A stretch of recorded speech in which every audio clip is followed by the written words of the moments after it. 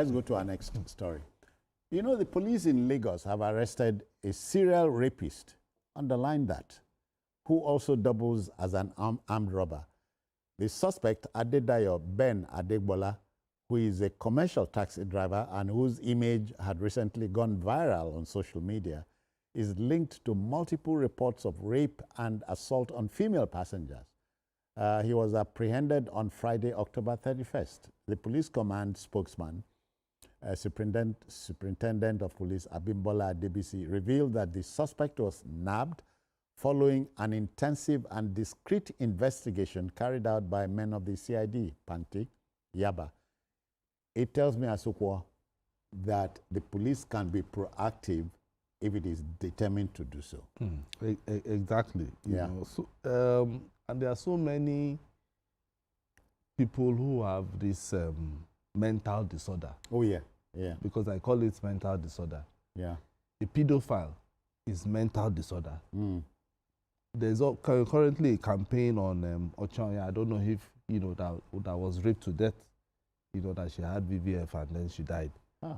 That is, well, you know, the thing is, it keeps ringing in my head how somebody would look at a 8-year-old, Okay. 8-year-old, and then decide to sleep with the 8-year-old. It is mental disorder. It has even passed the spiritual level. And she is not well. You know, and you know, so when you look at things and we hear things like this, the first thing that comes to your mind is, how did we get here? We know these things are happening everywhere.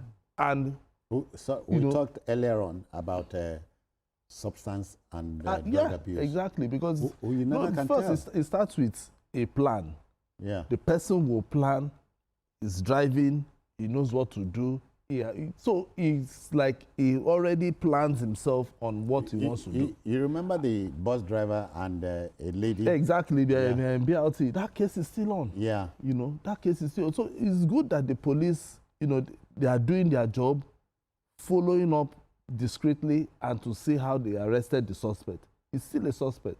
And we hope that at the end of the day, we'll get, you know, the full details of how this serial taxi driver, because for him to be a taxi driver means, and for him to have been caught, means that this is not the first one.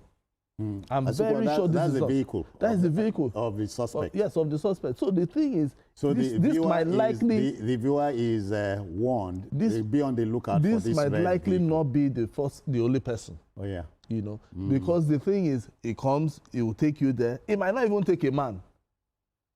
It might be the weaker sex. Oh yeah. You know, all the time. So it's good that the police actually follow through this case, and we want to see a period whereby we'll begin to name and shame. Okay. Because so that it stops other people who are planning on this kind of act. BKO, we are constrained to come back to you. You know, we are living in a time that tries men's souls, don't you think? Yes, and this particular person, you know, I saw a video on, I saw a post on TikTok where a girl put the picture of this man and was warning that, look, he's a rapist and he will not just rape you, he will rob you of your belongings. Let's be careful. And she was urging the security operatives to do their best to get hold of him before he commits more atrocities. I'm happy that the police responded to numerous complaints, because if it was simply that girl alone that raised that complaint and made that complaint against this guy, people could say maybe it's just borderline mischief making, maybe they have issues and she wants to damage the guy. But the police have received numerous complaints, not just that the complaint by that woman that made the TikTok post, but other people. So we had no choice but to investigate, and eventually they got hold of him on the 31st of October, and he's in their custody now. Now the police is telling women who had fallen victims to this guy to step forward and state their case. And the police is promising that the identities of those women will be protected. What the police wants is to be able to build a prima facie case against this kind of person. Why would you call yourself an Uber driver and what you do is lure women into your vehicle, take them to one dark alley, have them raped, and after raping them, you relieve them of all their money and other things from them? This kind of person should be locked up forever. He should not have any chance to come out and be inflicting pains on people. What Nigerians are going through is enough. They shouldn't, from fellow Nigerians, they shouldn't be going through this kind of hell. Why? And I'm happy we recall the case of the driver who raped an innocent girl and went on to strangulate her. You know, so it's a good thing, but let the people come forward, because if they do not come forward to help the police build a solid case against him, the guy will walk away free. Because he's not going to be convicted based on hearsay or substantiated claims. The evidence must be overwhelming. They need witnesses. They need people to step forward and expose them more, so that the police can achieve their aim of building a solid case and putting this guy in the slammer. Why not?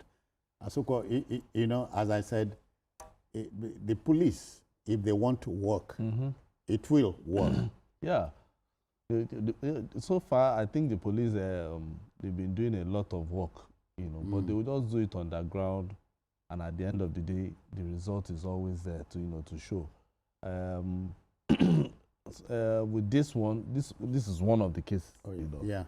So because if you look at it, I've seen a lot of cases that police have gone ahead to investigate, and after the investigation, they have cast iron, you know, evidence against the suspect.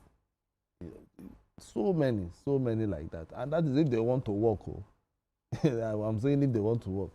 You know, there was even recently a kidnap issue that happened in Delta. And the police, they got involved. They followed through, and at the end of the day, they got the suspect. Nailed the suspect. They've been doing the same also, even in this Lagos. There are some people who commit crime and they think police will not arrest them. And police will do their investigation, and then they would also arrest people. And I think what police should do is to keep building confidence.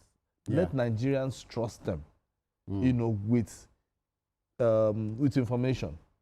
Because once we do that... Let me quickly say, if you are going to volunteer in an information, nobody says you should contact the nearest policeman to you. You know the proper place to go to. Exactly. You know, so once go to a police command, ask to see the spokesman. Then you do that. You know, give your information, and then you leave. Let police let them be the ones to, you know, take up the case, and they will do it.